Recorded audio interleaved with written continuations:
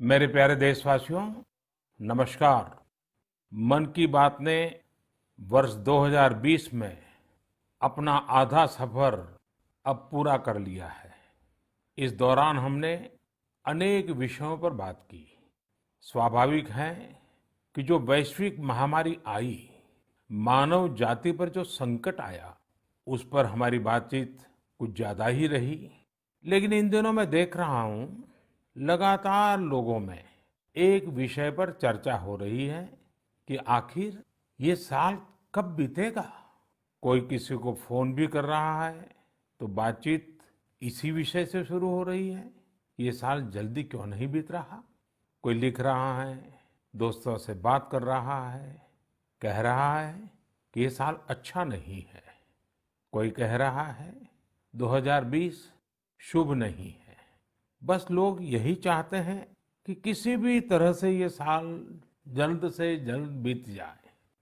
साथियों, कभी कभी मैं सोचता हूं कि ऐसा क्यों हो रहा है। हो सकता है ऐसी बातचीत के कुछ कारण भी हो। 6-7 महीना पहले ये हम कहाँ जानते थे कि कोरोना जैसा संकट आएगा और इसके खिलाफ ये लड़ाई इतनी लंबी चलेगी। ये संकट तो बना ही हुआ है, ऊपर से देश में नीत नई चुनौतियां सामने आती जा रही हैं। अभी कुछ दिन पहले देश के पूर्वी छोर पर साइक्लोन अम्फान आया, तो पश्चिमी छोर पर साइक्लोन निसर्ग आया।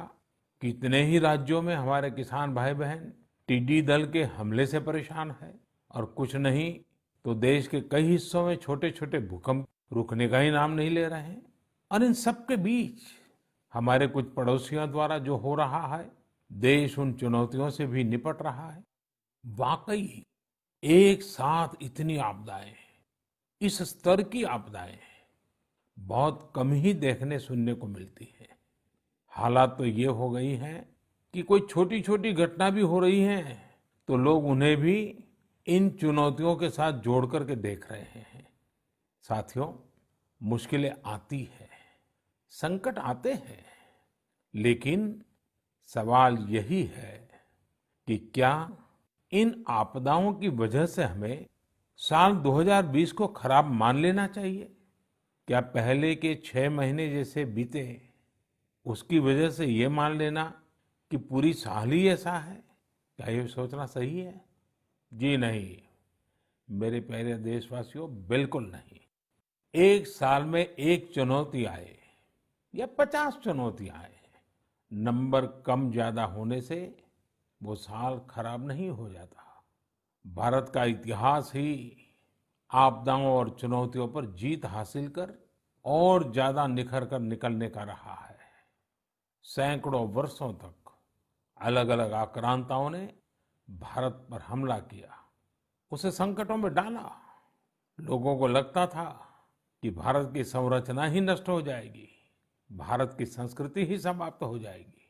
लेकिन इन संकटों से भारत और भी भव्य होकर सामने आया। साथियों, हमारे यहाँ कहा जाता है, सृजन शाश्वत है, सृजन निरंतर है। मुझे एक गीत की कुछ पंक्तियां याद आ रही हैं। यह कल कल छल छल बहती, क्या कहती गंगा धारा। यह कल कल छल छल बहती, क्या कहती गंगा धारा। युग युग से बहता आता, यह पुण्य प्रवाह हमारा। उसी गीत में आगे आता है, क्या उसको रोक सकेंगे, मिटने वाले मिट जाएं।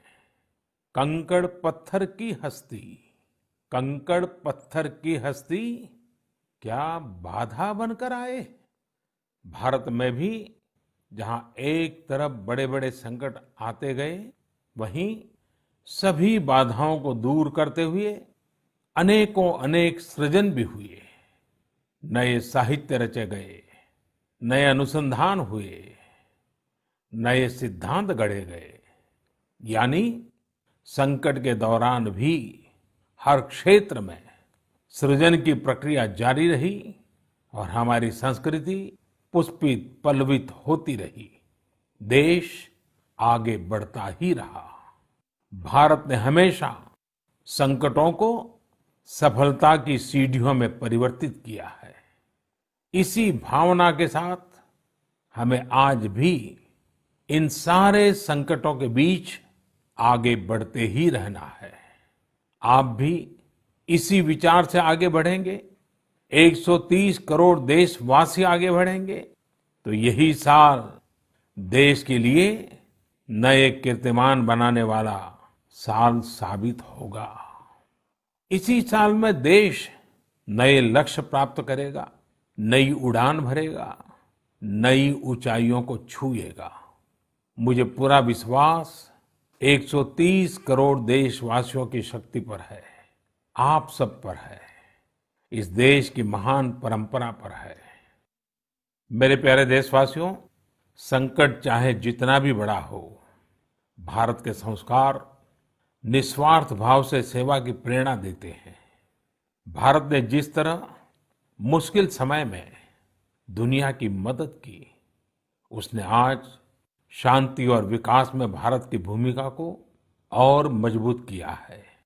दुनिया ने इस दौरान भारत की विश्व बंधुत्व की भावना को भी महसूस किया है और इसके साथ ही दुनिया ने अपनी संप्रभुता और सीमाओं की रक्षा करने के लिए भारत की ताकत और भारत के कमिटमेंट को भी देखा है।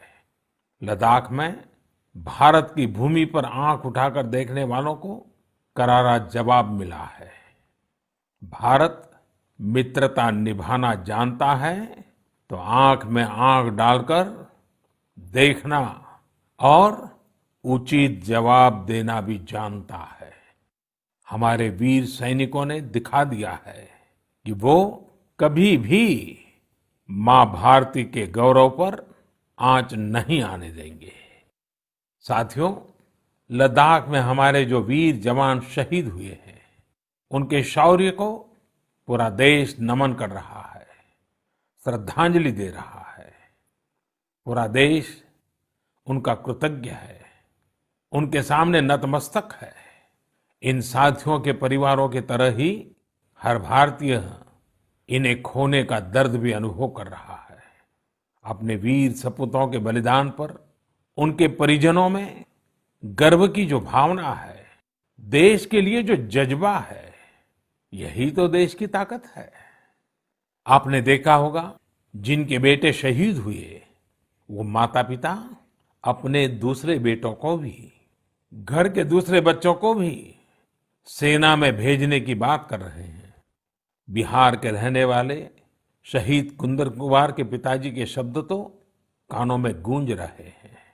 वो कह रहे थे, अपने पोतों को भी देश की रक्षा के लिए सेना में भेजूंगा। यही हौसला हर शहीद के परिवार का है। वास्तव में इन परिजनों का त्याग पूजनीय है। भारत माता की रक्षा के जिस संकल्प से हमारे जवानों ने बलिदान दिया है, उसी संकल्प को हमें भी जीवन का ध्येय बनाना है, हर देशवासी को बनाना है। हमारा हर प्रयास इसी दिशा में होना चाहिए, जिससे सीमाओं की रक्षा के लिए देश की ताकत बढ़े, देश और अधिक सक्षम बने, देश आत्मनिर्भर बने। यही हमारे शहीदों को सच्ची श्रद्धांजलि भी होगी। मुझे असम से रजनी जी ने लिखा है कि उन्होंने पूर्वी लद्दाख में जो कुछ हुआ, वो देखने के बाद एक प्रण लिया है। प्रण ये कि वो लोकल ही खरीदेंगे, इतना ही नहीं, लोकल के लिए वोकल भी होगी। ऐसे संदेश मुझे देश के हर कोने से आ रहे हैं। बहुत से लोग मुझे पत्र लिखकर बता रहे हैं कि वो इस और बढ़ चले हैं। इसी तरह तमिलनाडु के मदुरई से मोहन रामामूर्ति जी ने लिखा है कि वो भारत को डिफेंस के क्षेत्र में आत्मनिर्भर बनते हुए देखना चाहते हैं। साथियों, आजादी के पहले हमारा देश डिफेंस सेक्टर में दुनिया के कई देशों से आगे था। हमारे यहाँ अनेकों ऑर्डिनेंस फैक्ट्रियां होती थी। उस समय कई देश जो हमसे बहुत पीछे थे, वो आज हमसे आगे हैं। आजादी के बाद डिफेंस सेक्टर में हमें जो प्रयास करने चाहिए थे, हमें अपने पुराने अनुभवों का जो लाभ उठाना चाहिए था, हम उसका लाभ नहीं उठा पाए। लेकिन आज डिफेंस सेक्टर में, टेक्नोलॉजी के क्षेत्र में भारत आगे बढ़ने का निरंतर प्रयास कर रहा है। भारत आत्मनिर्भरता की तरफ कदम बढ़ा रहा है। साथियों, कोई भी मिशन पीपल्स पार्टिसिपेशन, जन भागीदारी के बिना पूरा नहीं हो सकता, सफल नहीं हो सकता। इसलिए आत्मनिर्भर भारत की दिशा में एक नागरिक के तौर पर हम सबका संकल्प, समर्पण और सहयोग बहुत जरूरी है, अनिवार्य है। आप लोकल खरीदेंगे, लोकल के लिए वोकल होंगे, तो समझिए आप देश को मजबूत करने में अपनी भूमिका निभा रहे हैं। ये भी एक तरह से देश की सेवा ही है। आप किसी भी प्रोफेशन में हो, हर एक जगह देश सेवा का बहुत स्कोप होता ही है। देश की आवश्यकता को समझते हुए जो भी कार्य करते हैं, वो देश की सेवा ही होती है। आपकी यही सेवा देश को कहीं न कहीं मजबूत भी करती है। और हमें ये भी याद रखना है, हमारा देश जितना मजबूत होगा, दुनिया में शांति की संभावनाएं भी उतनी ही मजबूत होगी।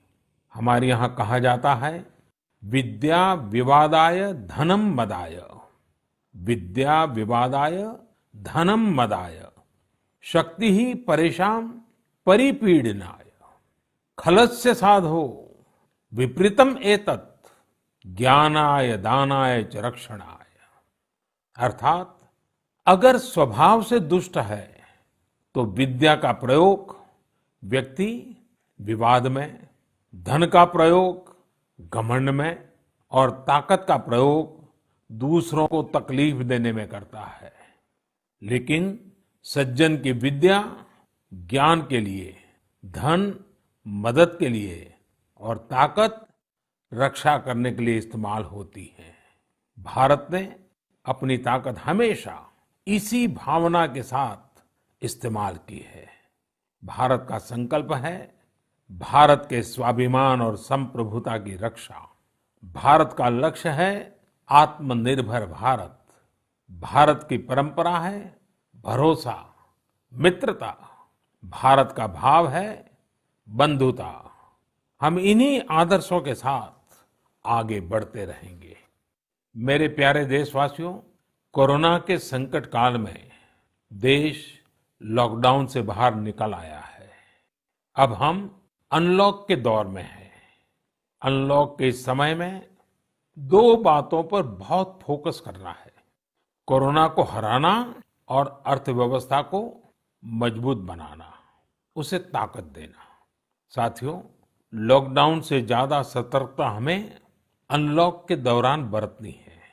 आपकी सतर्कता ही आपको कोरोना से बचाएगी।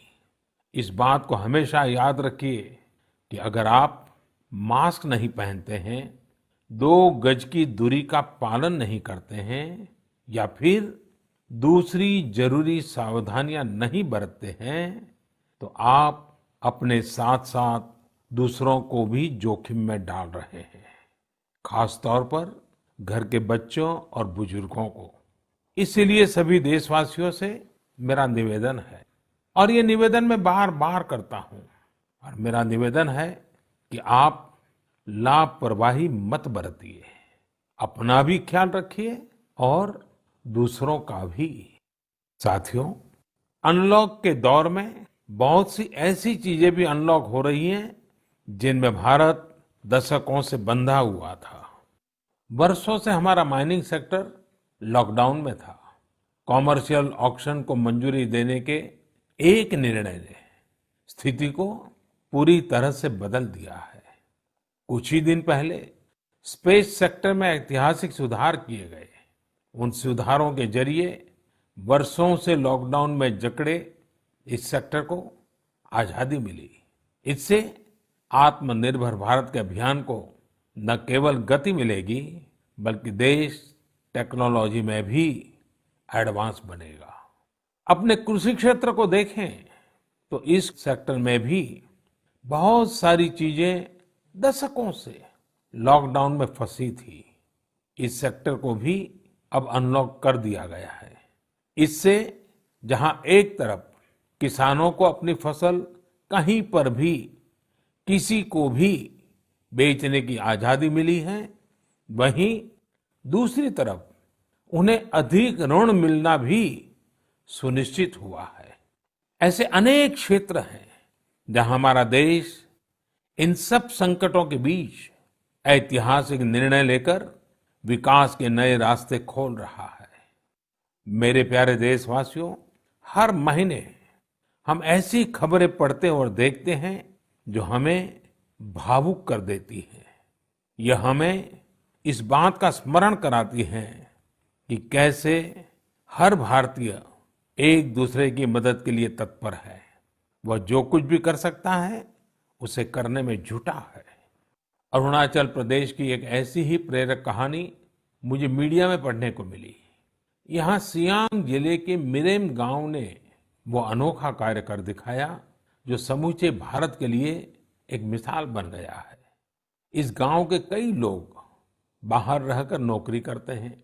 गांव वालों ने देखा कि कोरोना महामारी के समय ये सभी अपने गांव की ओर लौट रहे हैं।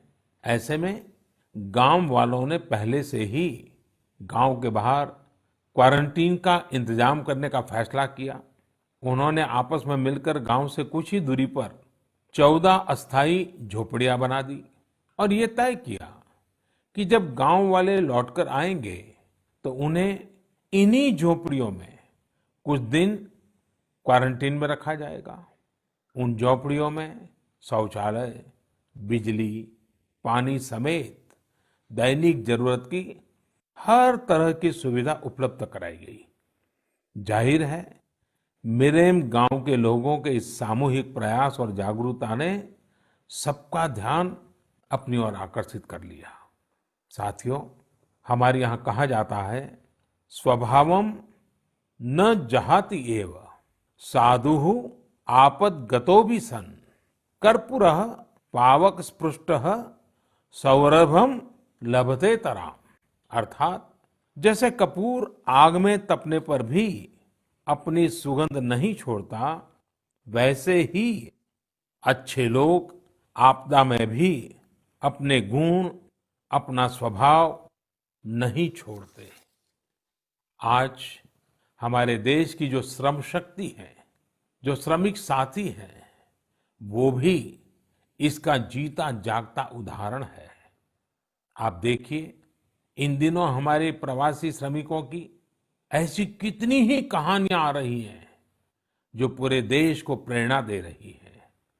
यूपी के बाराबंकी में गांव लौटकर आए मजदूरों ने कल्याणी नदी का प्राकृतिक स्वरूप लौटाने के लिए काम शुरू कर दिया। नदी का उद्धार होता देख आसपास के किसान, आसपास के लोग भी उत्साहित हैं। गांव में आने के बाद क्वारंटीन सेंटर में रहते हुए, आइसोलेशन सेंटर में रहते हुए हमारे श्रमिक साथियों ने जिस तरह अपने कौशल्य का इस्तेमाल करते हुए अपने आसपास की स्थितियों को बदला है, वो अद्भुत है। लेकिन साथियों, ऐसे कितने ही किस्से, कहानियां देश के लाखों गांवों के हैं जो हम तक नहीं पहुंच पाए हैं। जैसा हमारे देश का स्वभाव है, मुझे विश्वास है साथियों कि आपके गांव में भी, आपके आसपास भी ऐसी अनेक घटनाएं घटी होगी। अगर आपके ध्यान में ऐसी बात आई है तो आप ऐसी प्रेरक घटना को मुझे जरूर लिखिए। संकट के इस समय में ये सकारात्मक घटनाएं, ये कहानियां औरों को भी प्रेरणा देगी। मेरे प्यारे देशवासियों, कोरोना वायरस ने निश्चित रूप से हमारे जीवन जीने के तरीकों में बदलाव ला दिया है। मैं लंदन से प्रकाशित फाइनेंशियल टाइम्स में एक बहुत ही दिलचस्प लेख पढ़ रहा था। इसमें लिखा था कि कोरोना काल के दौरान अदरक, हल्दी समेत दूसरे मसालों की मांग एशिया के अलावा अमेरिका तक में भी बढ़ गई है। पूरी दुनिया का ध्यान इस समय अपनी इम्यूनिटी बढ़ाने पर है और इम्यूनिटी बढ़ाने वाली इन चीजों का संबंध हमारे देश से है।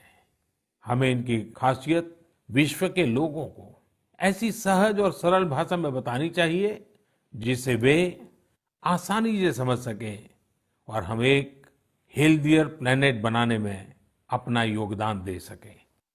मेरे प्यारे देशवासियों, कोरोना जैसा संकट नहीं आया होता तो शायद जीवन क्या है, जीवन क्यों है, जीवन कैसा है,